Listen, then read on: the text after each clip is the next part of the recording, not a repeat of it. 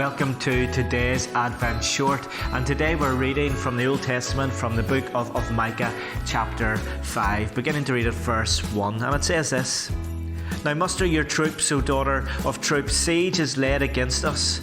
With a rod they strike the judge of Israel on the cheek.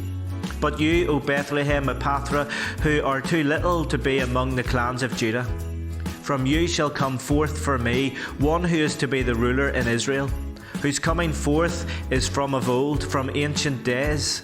Therefore he shall give them up until the time when she who is in labour has given birth. Then the rest of his brothers shall return to the people of Israel, and he shall stand and shepherd his flock in the strength of the Lord, in the majesty of the name of the Lord his God. And they shall dwell secure, for now he shall be great to the ends of the earth, and he shall be their peace. When the Assyrians come into our land and tread on our places, then we will raise against him 7 shepherds and 8 princes of men.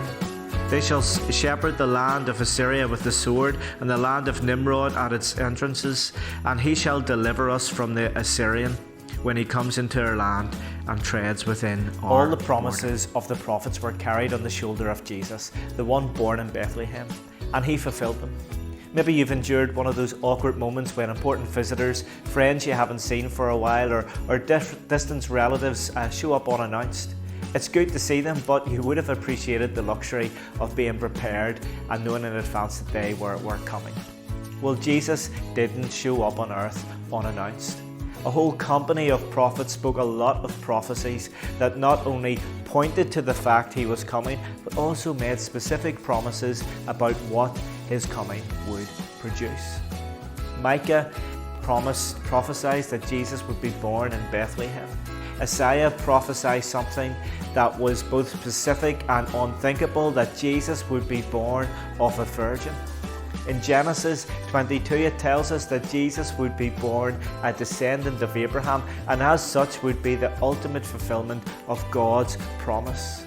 The Old Testament also foretells that Jesus would be called out of Egypt, and Jeremiah tells us that Jesus would be born in the middle of the worst kind of human suffering.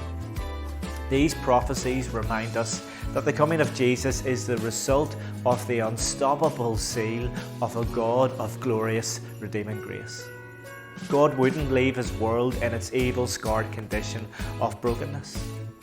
And these and many other prophecies remind us that the great author of history determined that the overarching theme of his story would not be judgment, but instead it would be grace.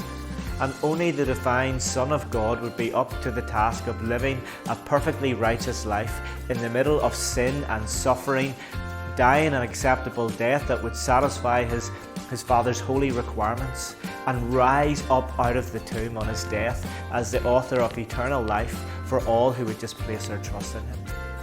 But here's what you and I need to understand today. The sure fact of these past prophecies and the fine details of how Jesus fulfilled them is also your guarantee, my guarantee of our future hope. The story that the prophets of old pointed to has not yet come to its final conclusion, and this means that today in your life and mine, God is still working his unstoppable plan, and he will not relent or rest until all the prophets predicted is fully realized in the lives of every one of his children. So folks, the word of this book is not just fairy tales, but it's all pointing to the coming of Jesus, the coming of joy and hope and life for all those who place their trust in him. Will you believe these promises?